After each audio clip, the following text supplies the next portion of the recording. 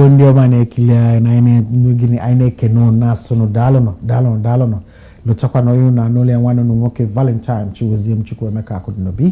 ogbu ebe nna ya lụgọ anmasị udo Chukwu chiara ndị ọnọ biko nụ lụtanụ na gịnị mere onye mụ na ya na-ekwu okwu na onye nwa na-eme gị na-eji ọnụ akọwa onye ọ bụ mana ihe anyị ekwu taata bụ ihe gbasara maka gịnị ezinụlọ ihe gbasara maka tigbuo ịzọgbuo na ezinụlọ ka anyị eme gịnị ka anyị ga-ekwu okwu ya taata ihe gbasara maka gịnị mere ka esi akpagbu nwaanyị maọbụ ịkpagbu nwoke na ezinụlọ ka anyị ga-ekwu okwu ya bụ gịnị domestic violence ihe anyị ga-eme gịnị anyị ga-ekwu okwu ya anyị na-asị biko nụ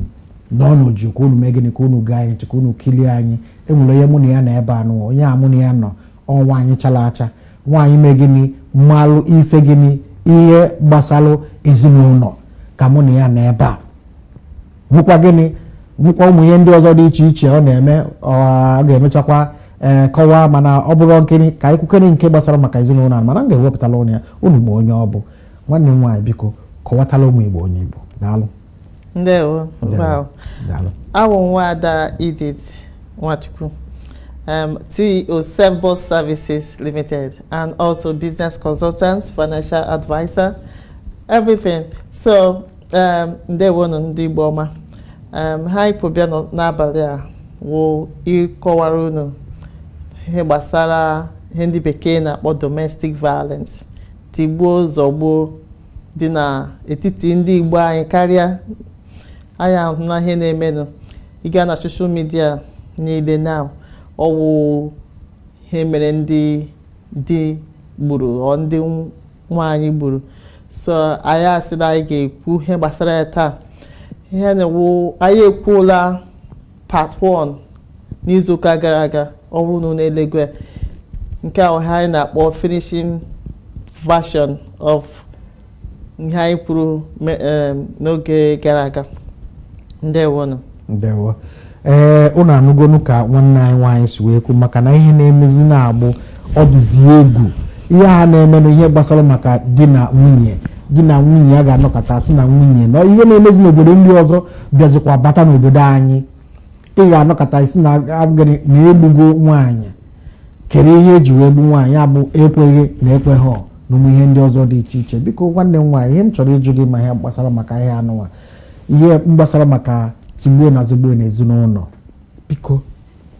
maka na enwego ndị kebekepụ ụmụ ihe ndị anyị nụrụ na-agazi na soshal midia ọ dịgo ụmụada Igbo ibua nke anyị nụrụ egburu mana anyị mara enwere milikiti dịcha ebe nke anyị na-anụrụ biko dị ife anụwa efu nwoke a na-eti mmadụ tie ka etigbue na-ajụ biko ụdị nwoke a kedu ebe nwere ike ime well hemenewo iweta that izuụka gara aga anyị kwuru ihe na-akpata esemokwu n'otu a ga-eji gbanarị esemokwu but taa anyị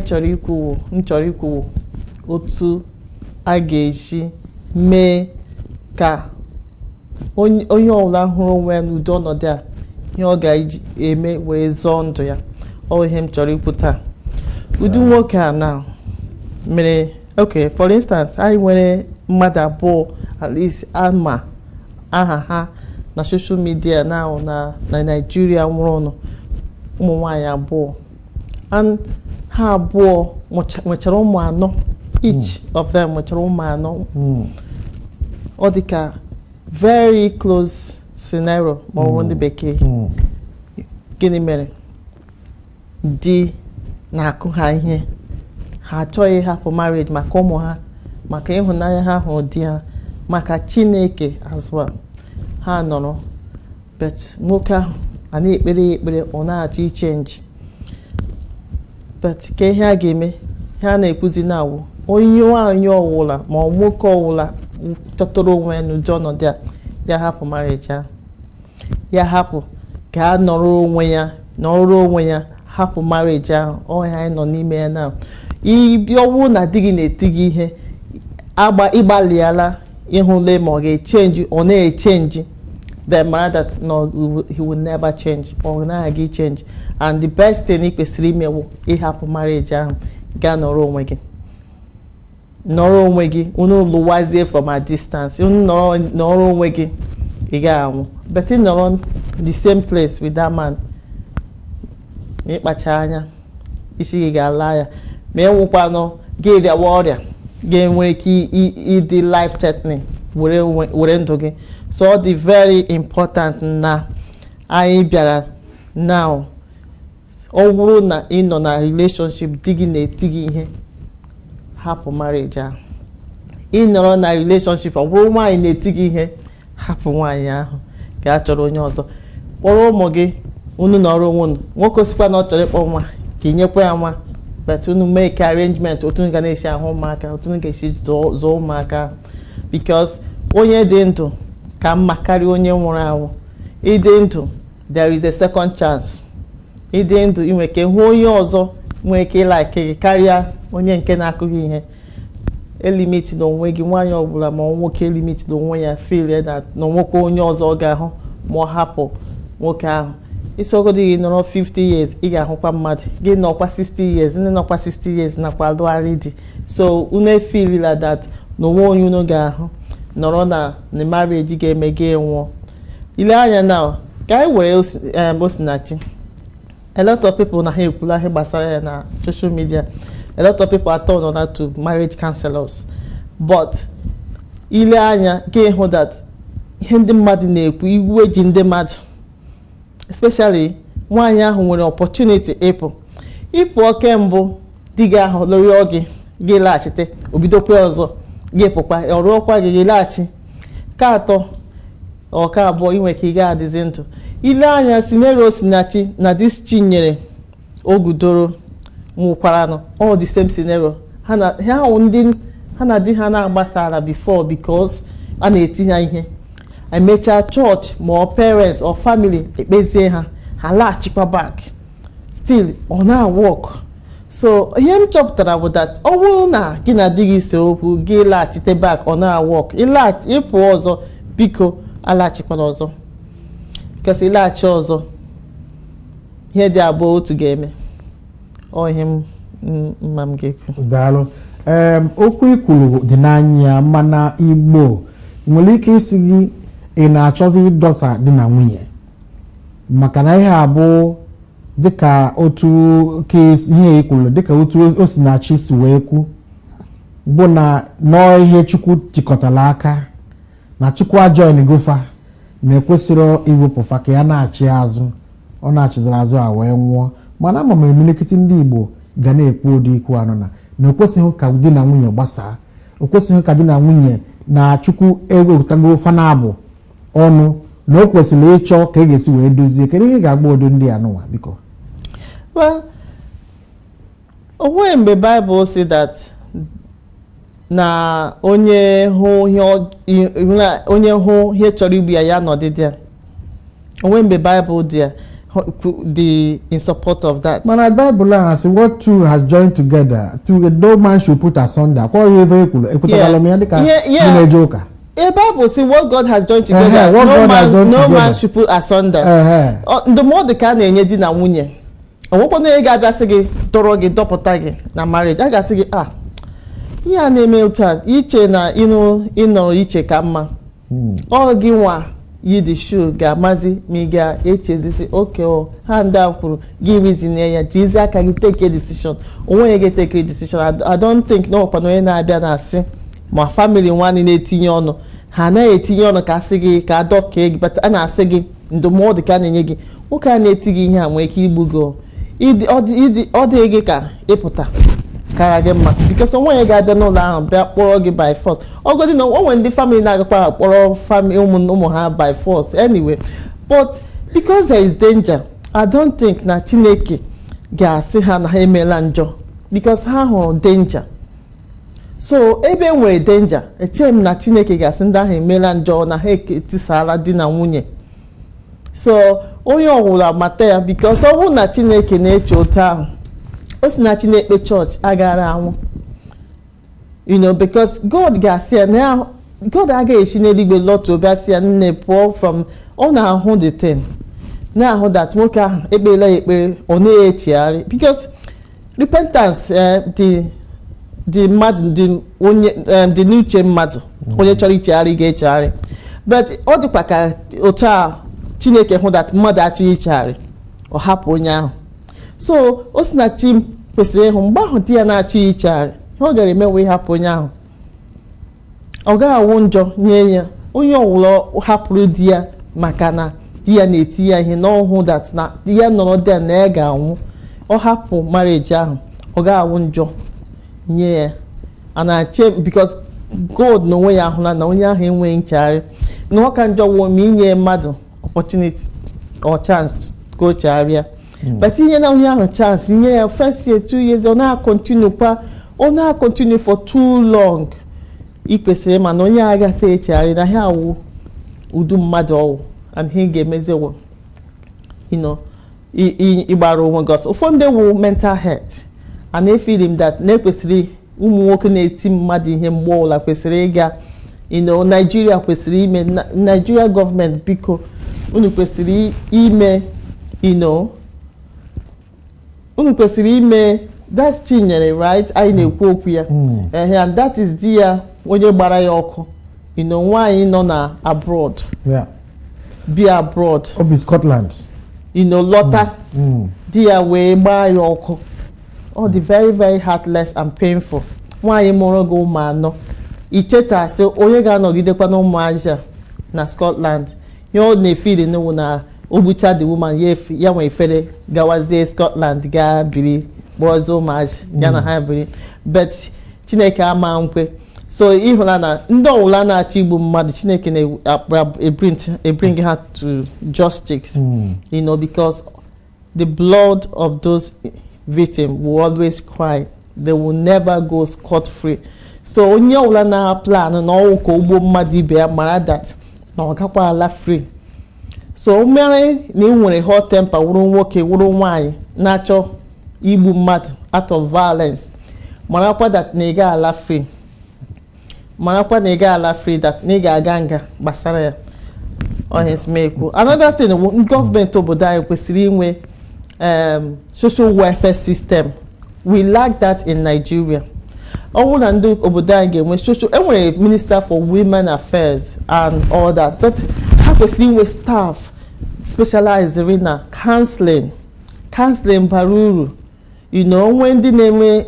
I man and the pastors na ewezela ọrụ counseling, but the way the pastors say eme ọrụ counseling ha na-adị very straightforward because ha na-etinye emotional thing like okay God say emelota so chefukwanu the other implication of how to that the person need to rehab and all that. So Osinachi, the gospel singer dear Bukwalo Osinachi no when ya nke ya wo akụkọ nwaanyị a he di ya mere ya dị too much di ya nakwa na-ejide ego di ya enwe ọrụ ego ya ka ọ na-eri ego akaụntụ Osinachi wu nke ya every moto a na-agbawu nke Osinachi so nwoke ahụ wee kwu duka obi ahụ na-etikwa onye na-enye ya nri ihe onwe m ngwata ihe menụ bụ dịka otu anyị si wee na-ekwu ihe m na-ayọ ndị gọọmenti be anyị bụ na ekwesịrị inwe ụmụ mental health institute mental health afọ dịka otu esi wee nwe ya n'obodo maka ọ bụrụ onye ọbụla enwere nwoke nwere ike na-aga n'ụzọ eche na isi dị ya mma mana ịma ha gaghị ama na isi ekopụghị ya nwoke ya bụ na-eti nwaanyị ife ọ naghị elota echi niile ọ naghị elota the love fanwelo ha ji wee si for better for worse anaghị eme ife dị ya nwoke ha kwesịrị ka eje nene ya anya ka echeki ya malụ ma enwere ife pụrụ ma nọt ọpụghị ya n'isi ọ bụ na ụdị ife a na anyị nwere ụdị ndị na-ene dịka otu esi sekshọn ndị mmadụ n'obodo anụnwa were ụdị mmadụ a sekshọn ya kpọga ya na mental health hospital agwọ ya etriti ya ọnata baalụ obodo uru baalụ famili uru but ụdị ndị a na-eme ha na-emere a na-asị mba na onye dị na nwunye ihe ọbụla gbasara dị na nwunye etinyekwa n'aka na ga-ejikwa gị wee dozi ụdị ife afọ kwesịrị ịkwụsị na be anyị ekwesịrị ụdị ihe a na-eme ejikere jenele nwoke ahụ anya mmanụ ihe na-eme ya nụ mmalụ ka esi menwere ọdịmaka nwere ike inyere ha in order to solve the problem nwoke ahụ nwere maka na o nwere ike nwoke isi ekopụ gị ọbụla ọzọ mmadụ ka ya na nwaanyị bi n'ụlọ onye ya na nwaanyị bi n'ụlọ bụzi onye ala mana ndị mmadụ ya amụ every morning oyiri akwa machapụta ibi ya na-ekwu ekwu ọ na-ekwu ekwu not knowing that na every little thing na trigger ya ọ trigger ha anya ya omegini the whole iwe niile o nwere ọ bụrụ ọrụ nwaanyị ihe ga-emezigbu ọ na-eti nwaanyị ọ na-afụzi nwaanyị asụ nwunye ọnụ anụ ọ na-afụzi onye asụ enemy otu a ka mental health si eme ọ bịa na ọ trigger afọ otu anọ that's why ha ji eme ma ndị na-emedo ha anya ha na-etiva ife ije n'ụlọ ọgwụ dị iche iche n'obodo anụwa ị ga-afụ ma ndị na-eme mental health ndị nọ into mental health a na-akụziri fa training a na-akpọ PMVA a na-akụziri fa how to defend themselves ka e ga-esi wee defend onwe ha in case ọ bụ na gịnị mere na onye a ha na-enedo ya nọkọtara tọnụzie their illness trigger emegini eje ha use that ihe na ha that training ha nwere to defend onwe ha so ọ ihe kwesịrị iweta na be anyị in case ụdị ihe a mee ka eme ka esi wee kpụga ndị ahụ ka eje nere ha anya malụkwa ma enwere treatment enwere ike inye ha ka ha wee mee gịnị baalụ ezinụlọ bakwalụ obodo unu ọ bụrụ ka o si wee je mana enwere ife m na-ajụ gị ncha eji gị nwanne m nwaanyị because enwere ezinụlọ bụ na ịbụ nwa ha nwaanyị na-complain asị mba asị were ya n'ọrụ ije di anaghị enedo ya anya kedu ihe nwere ike ịgwa ndị ezinụlọ dị otu a like enwere nwoke m maalụ akpọrọ nwa ya nwaanyị gbọrọ ọsọ wee nata ọsị mba na ị ga na-achị na nwa ya nwaanyị ọbụla ya anụ di ya na-achị na ọnụgodi na ọnụgodi na ọ ga na-achị azụ ọ bụrụ ka o si wee dị kedu ife nwere ike ịgwa ndụmọdụ nwere ike ịdụ ụdị ndị dị otu anụwa bụ dat na ọ bụ eweghị ya na ihe abụ ihe Igbo nwaanyị anụgodi ihe ọbụla ọ fụrụ na dị owele asị na ije dị kedu ihe nwere ike ịgwa ha ndụmọdụ nwere ike ịgwa ha wụ ha kwụsị ya ihe ndị ahụ ihe ndị mgbe gboo n'oge dị ugbu a ọ nwekwa ezinụlọ ọwụla nọ na-asị nwa ya lọta ya sị ya hụ na ta na-eti nwaanyị ihe de nwoke ezinụlọ ọwụla nne na nna mere nwa ya otu ha ahụ nwa ha n'anya because ha hụ nwa ha n'anya ọ ha nwa gasị dị nwa ha pụta before ọ ga-enwụọ but any man or any father or any mother mere ya nwa ya hụ that na nwa ya nọ na danger si ya laghachikwa back then ọ hụ nwa ya ahụ n'anya ọ na-achọ ka ihe hapụ ime ezinụlọ ha then nwa ya anwụzie ọrịa aka mma so hem na-agwa ndị Igbo wu ezinụlọ dị otu ahụ unu marị ụrọ shiarị isi unu lọta unu hụ evidence ọgwụkwa onye chọrọ ịpụta na dị na-enwe ihe mere ya but nke unu na-ahụ n'anya unu hụ evidence kpọọ nwoke ahụ jụọ ya unu adị sure na ihe ya na-ekwu eziokwu unu gwa ha si that onye ọbụla ga-anọrọ onwe ya fọn onye chenjie ọhụụ na-echenjiela na ọbịaghachi back ọwụ otu esi ekwu ya daalụ dịka enwere ndị bụ na ha nwa n'ụmụta na-etifa dịka mana fa nwa achọrọ ịpụta na di maka na fa pụta na di na-enwe ọzọ onye ga-alụ ha dịka ụmụ ndị Igbo na-ekwu onye ga-eji ịlụ nwaanyị mgolo ụmụ ịtọ onye ga-eji ịlụ nwaanyị mgolo ụmụ ịnọ ọ na-eme some women ekwelu because of it nọlụ na di ihe ọbụla ha flasị na ije di kedu ihe ị ga-agwa ndị be anyị maka ụdị ihe anụ ha na-eme na nwaanyị nụrụ ana di ya na-azụ anụ ya enwere ụmụ nwaanyị mana enwekwe mma ndị nke mere gịnị jegolo somewhere enwe treatment e nyere ma ebo ha ebubo sibia be di ya wee achụpụ ha na nwaanyị ahụ nọrọzie forever anaghị anụzi ya anụ kedu ihe nwere ike ịgwa our people na ụdị mentality anụ nwaanyị nwere ha nwere ike ikwu ebe mmadụ ọwụ mmadụ niile mụrụ ụmụ anọ na ụmụ atọ nọ na-alụgharị di enwere examples ndị na-alụla di before mụ ụmụ atọ mụ ụmụ anọ mụ ụmụ ise lụgharịchara di so onye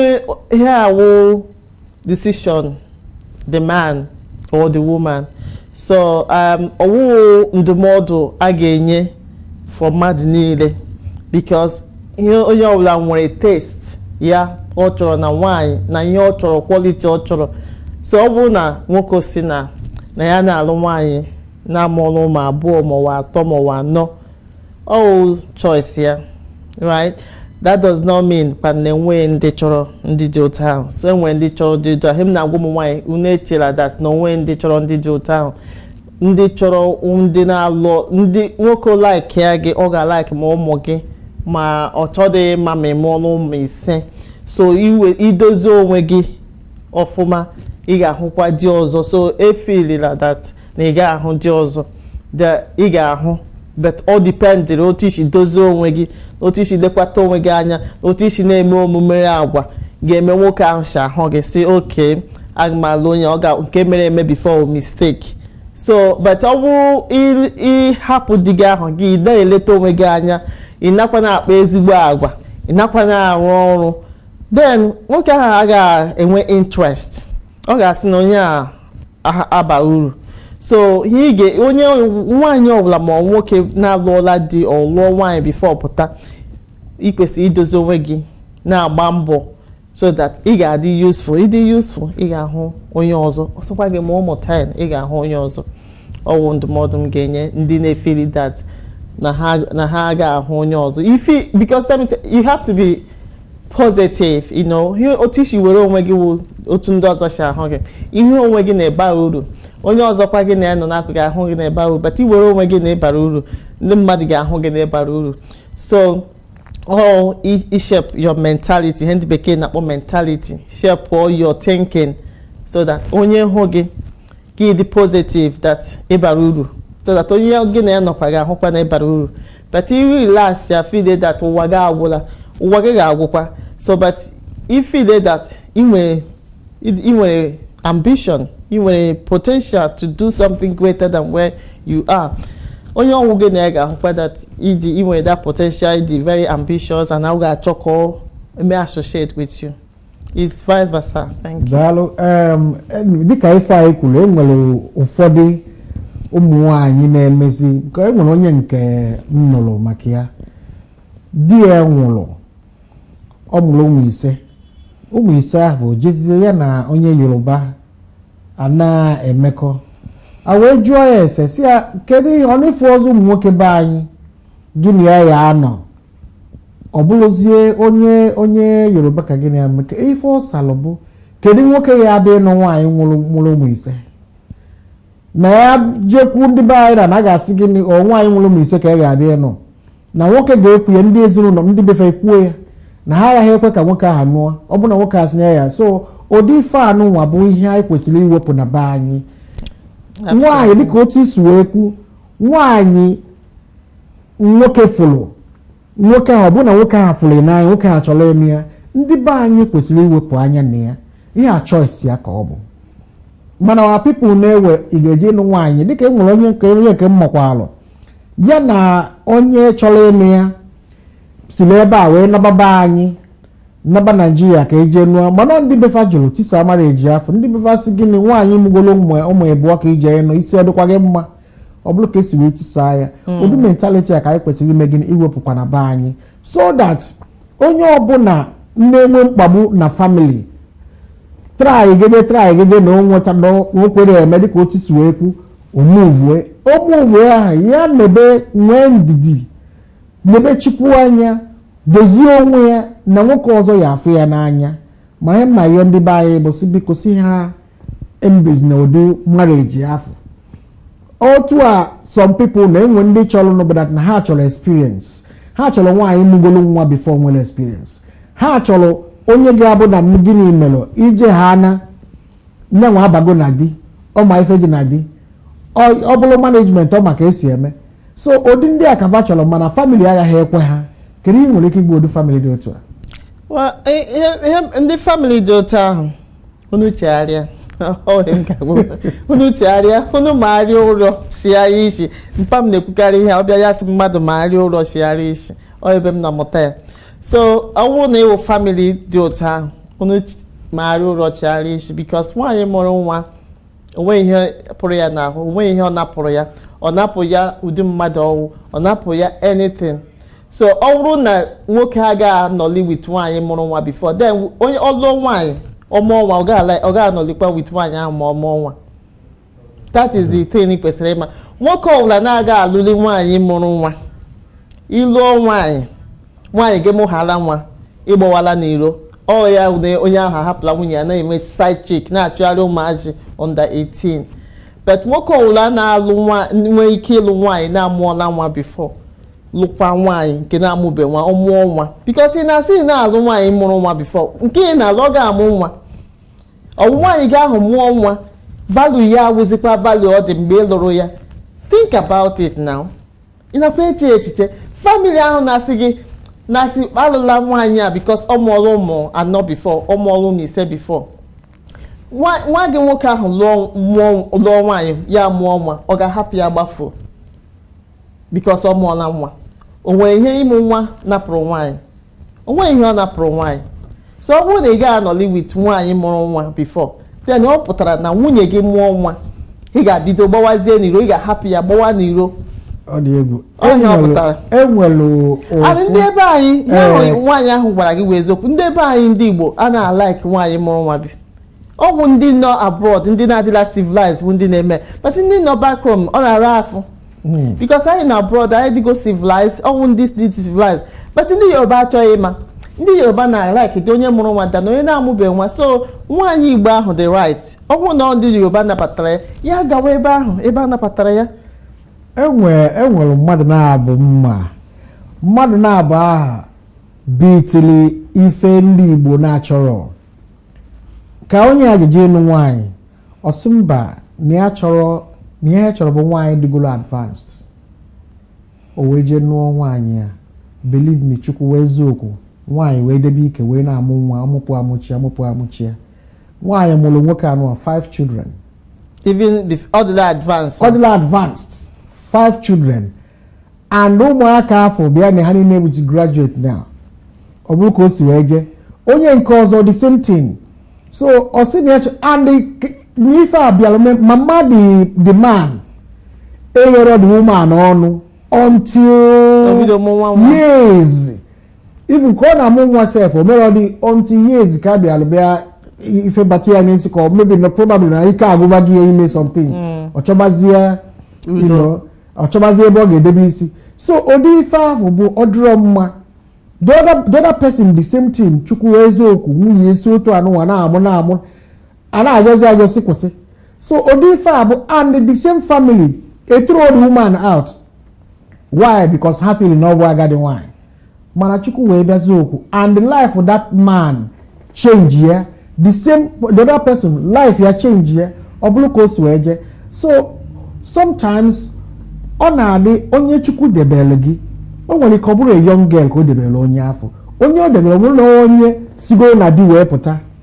ka ọ si mekwa onye nke gị ihe a bụ your own ma okwu ịzọrọ naanị ma whatever ị na-eme lekwa onye nke gị and iji ebe afọ ọ daba ife agbanwe so ndị be anyị ya akpụsị ụmụ mentality anụnwa dịka otu isi wee kwu na-ame ka ndị mmadụ nwoke ọbụla chọta nwaanyị ọya anọ asị ya mba na onye agbagadi nwaanyị etinyekwa n'isi ụdị ife afọ adịrọ mma o kwesịrị anyị wee nye our girls our women si na di wee pụta inyefa chance ime gịnị ịnụ di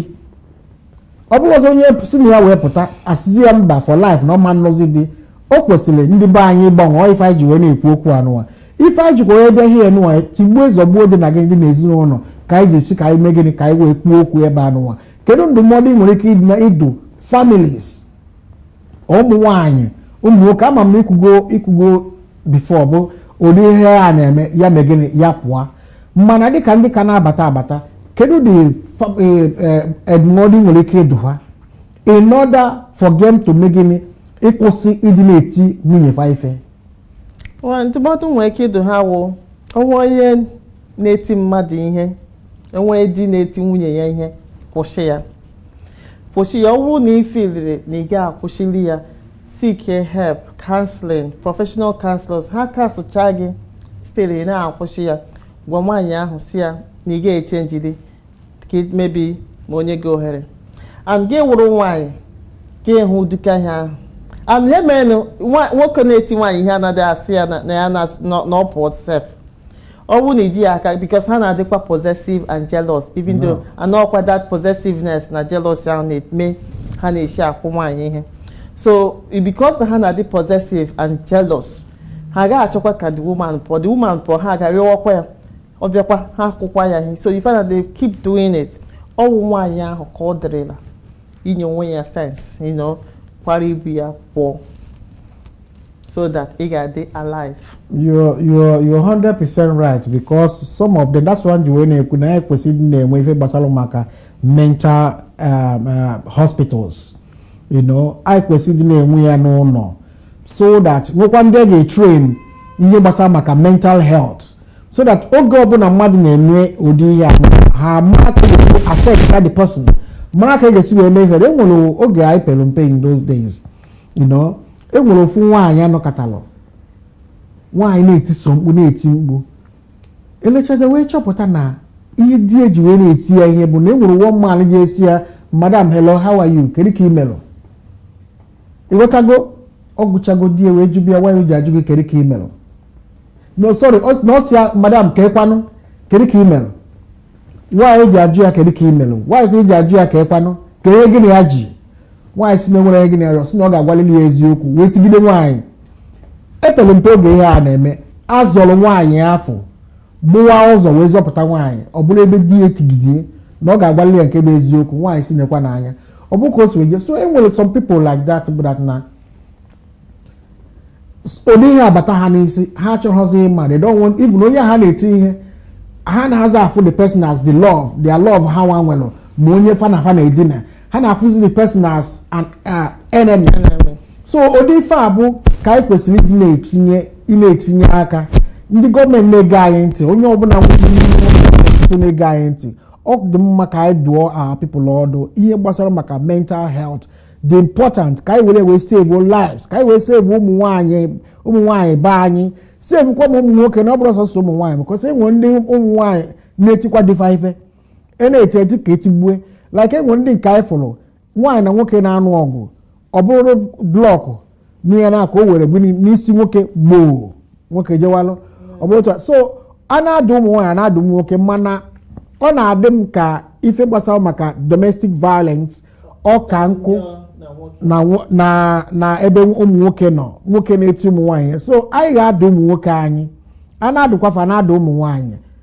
gbasalụ maka gịnị, gbasalụ maka ọnọdụ ya n'ụwa na ọ dịrọ mma. Ihe ọzọkwa nwanne anyị nwaanyị kwuburu okwu ya last time bụ ihe gbasalụ maka nwaanyị nọ ọnọlụ nkịtị nwere ihe ọ na-eme. Nwaanyị kwesịrị ịdị na-eme something iji wee nyere ezinụlọ. Ama m na so ụmụ nwoke na-asị mba don't worry don't work, nedo ụmụaka anya, mana at the end of the day like you said, online business na-aga everywhere. Ndị mmadụ nwere ike itinye nke aha anya. Kedu ihe nwere ike ikwu maka nke a biko? Onye m na-ekwu that gonna details ị ga-asị nwaanyị nọrọ n'ụlọ, ọkwa na nwoke si gị nọ n'ụlọ legide ụmụaja anya, fine, but ị nọ n'ụlọ ahụ chọta a lot of online business ị nwere ike ị na-eme, ị ga-anọ n'ụlọ na-eme, gakwenye gị time iji legide ụmụaka anya,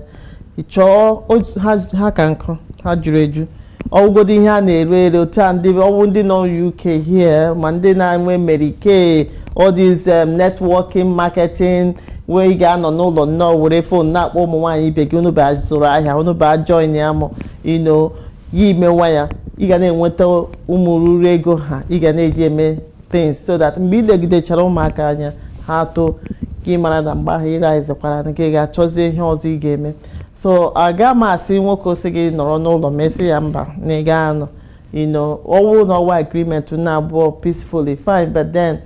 ihe nwere so many things ị nwere ike ime from home these days. Thank God for the digital world. So ma ọrụ nwekwara ọrụ wụ remotely, itinye na internet remote work, ị ga-ahụ remote work, and you can also do those kind of work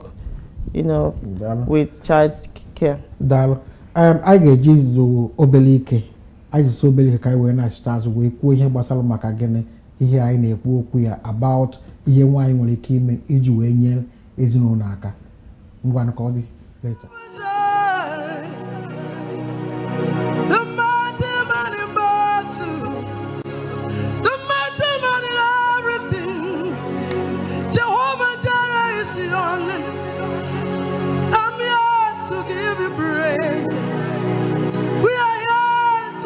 Your name high,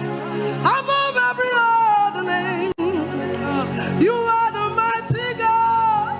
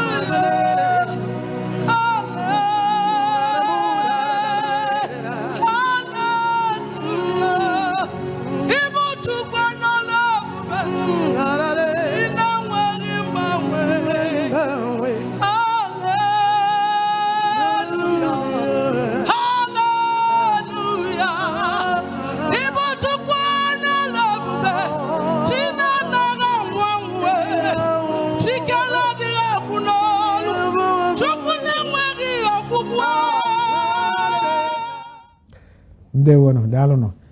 biko no lụtakwa n'onye na n'ụlọ nwanne no nwoke Valentine Chiwuzie Chukwuemeka Akudinobi ana m asị daalụ no ife anyị na-ekwu okwu ya tata bụ ihe gbasara maka domestic violence ka anyị na-ekwu okwu ihe gbasara maka tigbuo ezogbo dị n'ezinụlọ ka anyị na-ekwu okwu ya ka e nwere ike isi wee kpachie ya ka e nwere ike isi wee kwụsị ya n'inwe ihe ndị be anyị nwere ike ime ka ụdị ihe a megịnị ka ọ gawalụ nyawa ka anyị ji wee megịnị kpọpụta nwanne anyị nwaanyị ebe anụ nwa bụ gịnị onye unu maara amalụ an expert ọ nnukwu mmadụ ka ọ bụ na UK dịka ndị na ụnụ mara onye ọ bụ na adịghị ekwu ya ekwu nwanne anyị nwaanyị ekenekwa gị daalụ anyị na-achọ ka ime gịnị ka ị kọwatakwala anyị ife gbasara maka gịnị maka na anyị mana ịbụ expert na ihe gbasara biznes n'ụlọ ọrụ gị ị na-akụziri ndị mmadụ na-egozikwa ndị mmadụ ndị chọrọ ịba maka biznes enwere ife ikwubulu mbụ dịka ụmụ nwaanyị ife ụmụ nwaanyị nwere ike ime iji wee nyere dịfe aka maka na enwere ihe m chọrọ ikwu enwere ụmụ nwaanyị bụ na ha nọrọ di ha sị ha lụrụ ọrụ ha nọrọ n'ụlọ ha nọrọ n'ụlọ ihe ọbụla mere di ha ọ bụrụzie gịnị back to square one. Kedu ụmụ ihe ndị biznes ndị mmadụ nwere ike ịba ụmụ nwaanyị nwere ike ịba iji wee nyere dịfe aka iji wee mee in case enwe ihe mere na family ma ọ bụ anọkọtalụ because enwego emelikiti ndị ha na di ha dịkwa mma ofu ihe wee mee ebelebebo ha chọrọ ha chụpụ nwaanyị agbalazie aka mụọ na ọhịa na dịfe alụlụ chịkọrọ aka wee lụọ ma kwụrụ na ihe na dịfe kpalụ enwezi nke ha ga-eji. Kedu ihe nwere ike ịbụ ụmụ nwaanyị iji wee nyere onwe fa aka ka ha stand ya kwụrụkwa dịka gịnị dịka nwaanyị Chukwu kelụ maka na onye ọ bụla Chukwu kelụ Chukwu nyerele ihe ọ ga-eme enwere ihe ọ ga-eme no out there. So kedu ihe nwere ike ịgwa ụdị ụmụ nwaanyị dị ihe anụnwa how to help themselves? Daalụ. I'm an entrepreneur which everybody know. Enwere a lot of business somebody nwere ike ịnọ n'ụlọ na-eme. One taa na-eme networking business ndị a na-esi ị ga-ahụ ụmụ nwaanyị ụfọdụ ndị na-eme for instance Mary Kay all powder na lipstick ha join ya na-ere ya n'ọnụ ụlọ na-ere ya onwe ebe ị na-aga ere ya na just na esendịrị ya ndị enyi gị na social media na Facebook. Ị nwere Facebook na-enye mmadụ ego but some people na-abịa Facebook na-eleri ndị ọzọ were na-agba ashịrị but ndị ọzọ ji ya na-eme ka ego. Instagram na-enye ndị mmadụ ego some people na-abịa there na-ele ndị yi designer dress were na-agba ashịrị but ndị ahụ ha na-elekiri ji ya na-eme ka ego. WhatsApp na-enye ndị mmadụ ego. WhatsApp enyela m ego adịmapụ anywhere WhatsApp ka m na-eji ere ahịa m and ebe ahụ ka m na-emeke my business na WhatsApp. Ego dum m na-enweta egwu na WhatsApp. So onye WhatsApp if ị nọ na WhatsApp ị na-emeke use of it ị na-emewe ịgba ashịrị ma onye ọzọ tinye advert ma iwere onye ahụ iji agbaga ashịrị megara ụwa ya biznes ya na-enwere ego ya gị nọrọ na-agbara ya ashịrị. So WhatsApp na-enye ego all you need wu tinye advert gị there people wee mara gị. Ị nwere ike ịnọ n'ụlọ na-eme chinchin anaghị eme order. O nwere nwaanyị na-eme order kpọf kpọf ọ n'ụlọ ka ọ nọ na-eme ya. O nwere nwaanyị nọ n'ụlọ na-esi nri ọ nọ n'ụlọ ya oshicha nri onye etinye ya na Uber Eats. Ndị mmadụ na-eme order from Uber Eats but ọ n'ụlọ ya ka ọ nọ ndị Uber Eats abịa there na-ewere the delivery na-aga epost ndị mmadụ. Nke ahụ another one na-aga on now. Ime na inwe ọrụ ọ ịchọrọ ihe ga nọ n'ụlọ na-eme but ma nri echi siwa na register na Uber Eats. Ndị Uber Eats ga na-abịa pick up na ebu aga. Ị nwere ike join ya networking agamasị mmadụ join ya online business online crypto wee for ndị nwere obi nke ahụ nọkwa there but for ndị nwere obi because o nwere ike ịga wrong. Crypto nakwa enye ego so ha buru ibu na-enye ndị mmadụ ego ma ị chọrọ ijoin ha nọ online but onwe chọrọ special consultation on business and the right path to go ha sendera m email na edithconsult with s at the end @gmail.com. m ga drop phone number ha ọ wee mara nọmba m kpọọ m ga-enye gị free consultation mgbe ụfọdụ anyị na-achajikwa ego.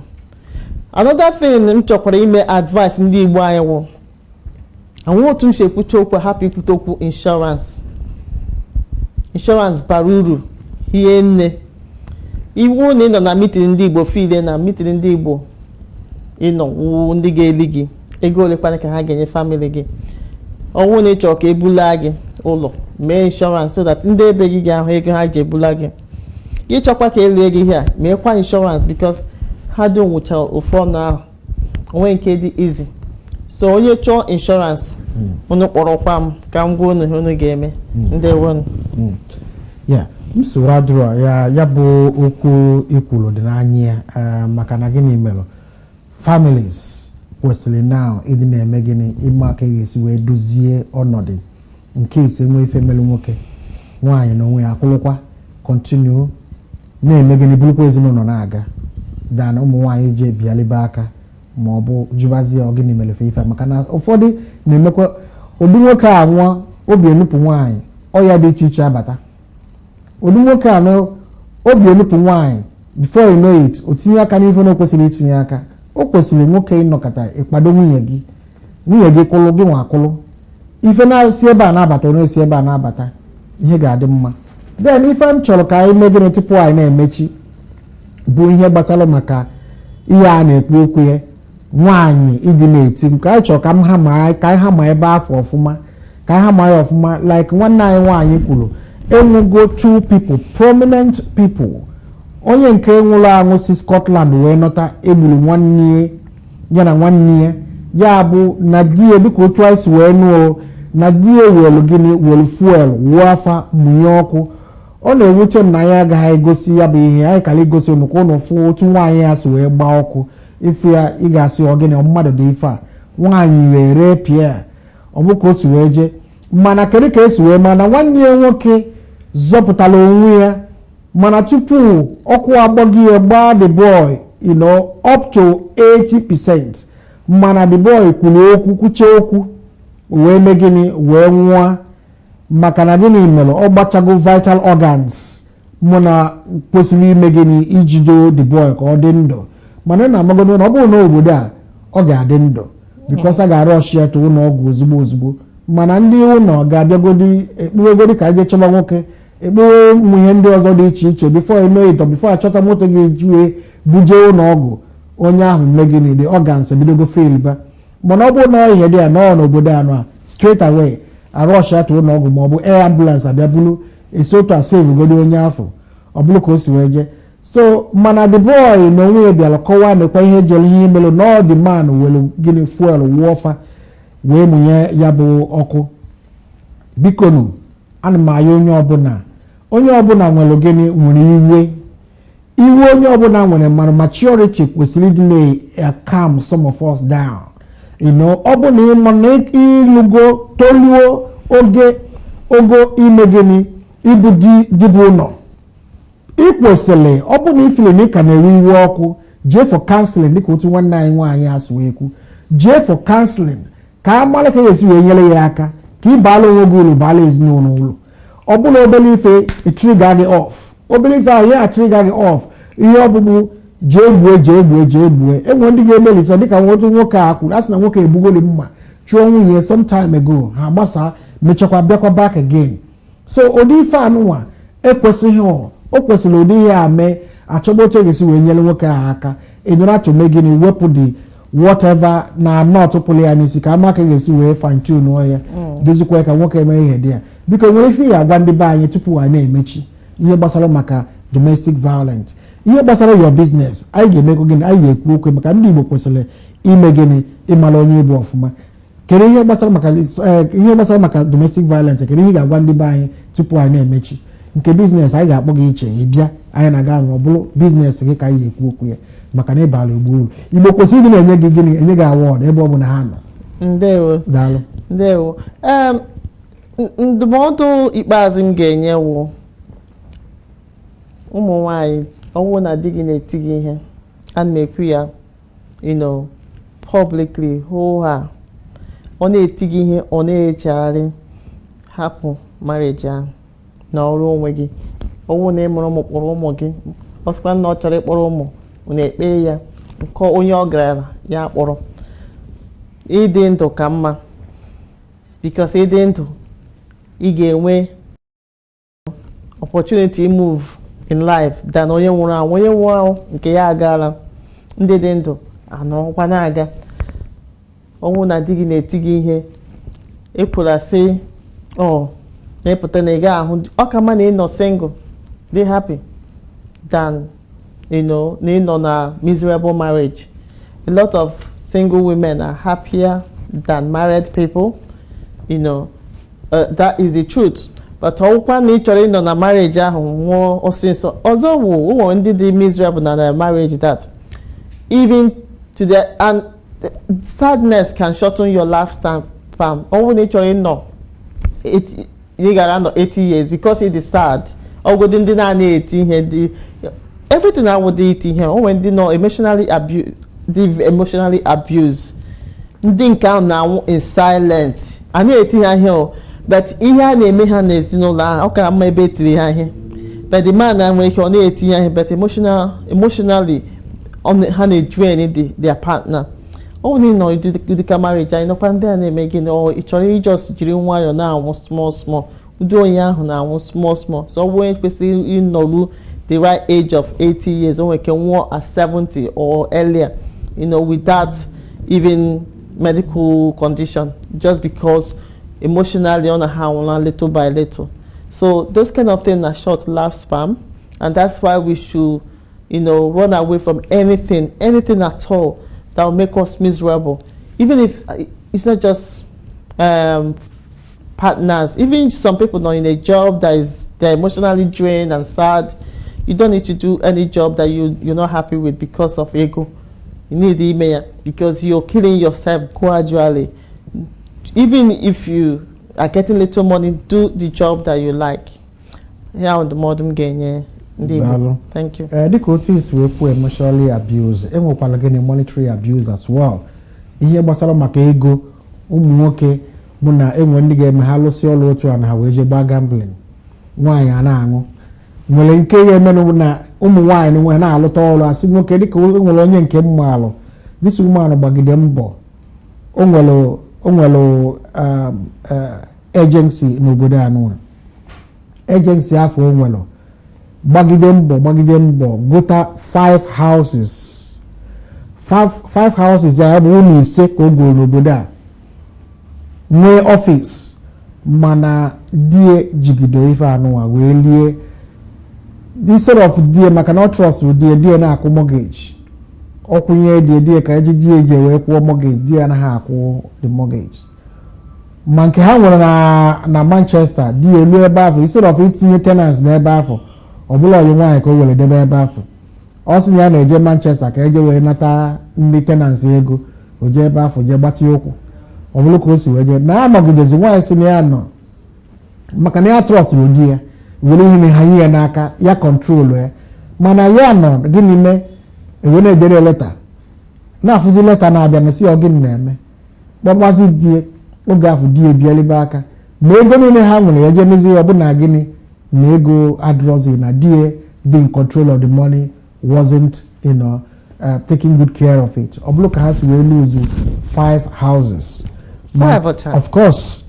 5 houses ma nke ha nwere na Manchester otu a ka ha si wee mee gịnị wee lose ya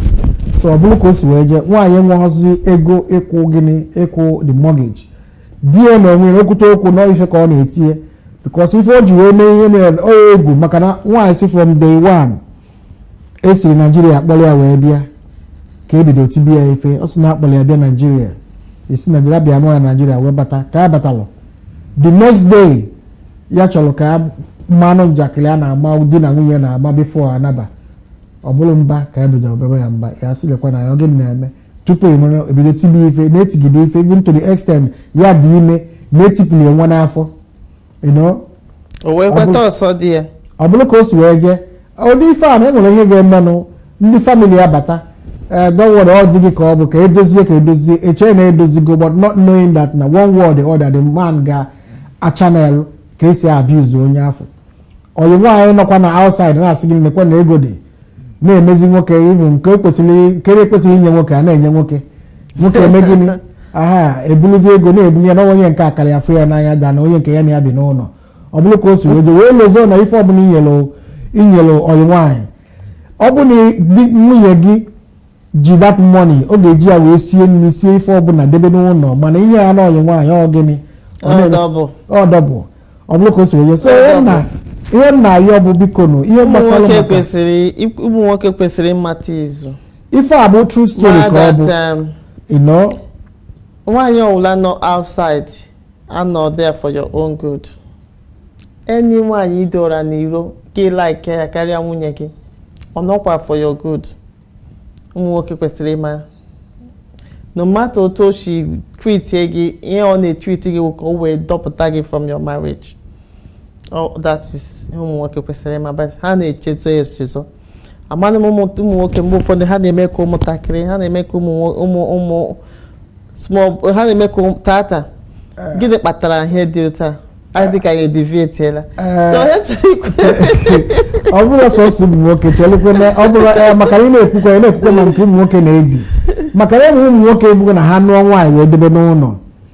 nwaanyị ebiazie megị na asịzie nwaanyị wetazie nri ezinụlọ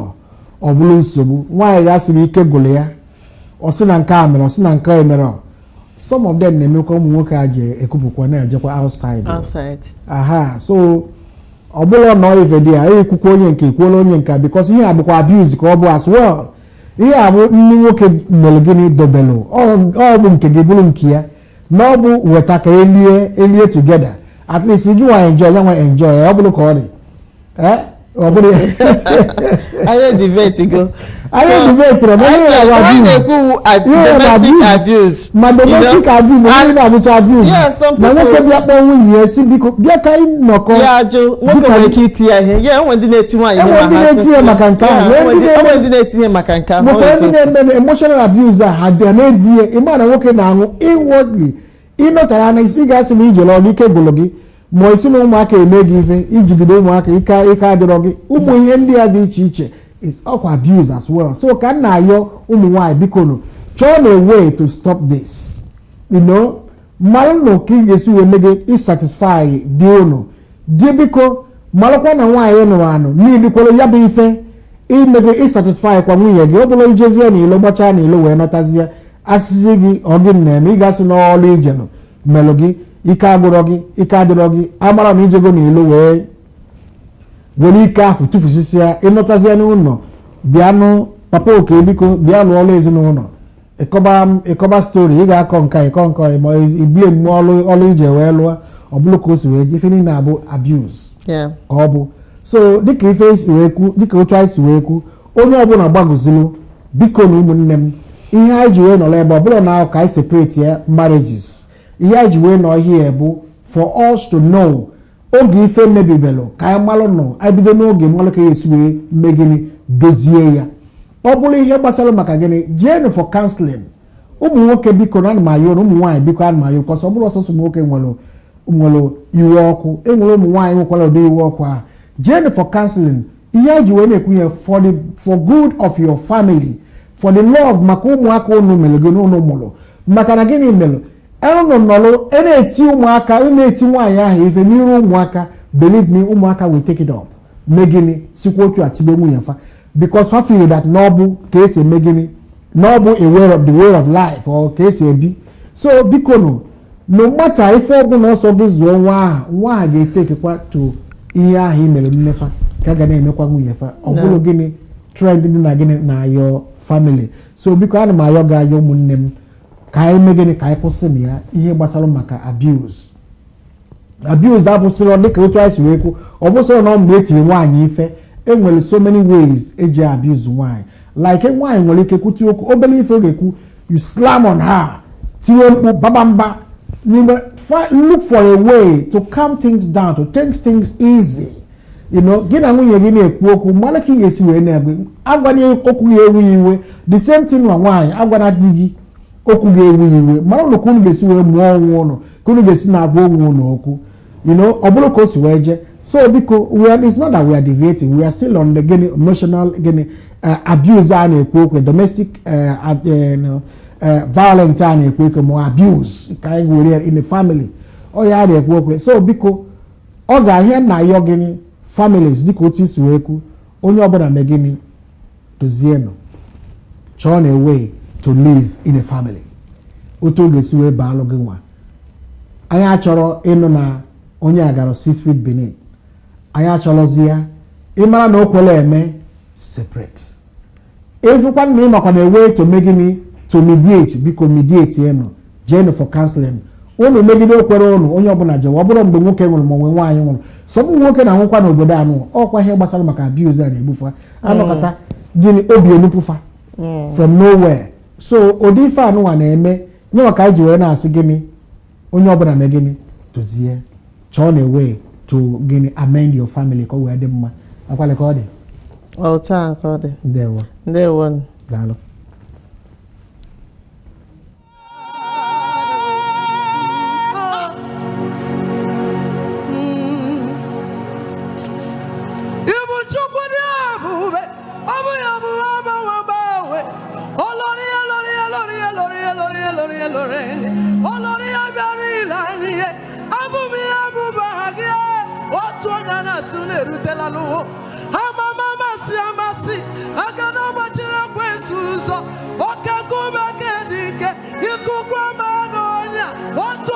Sooner,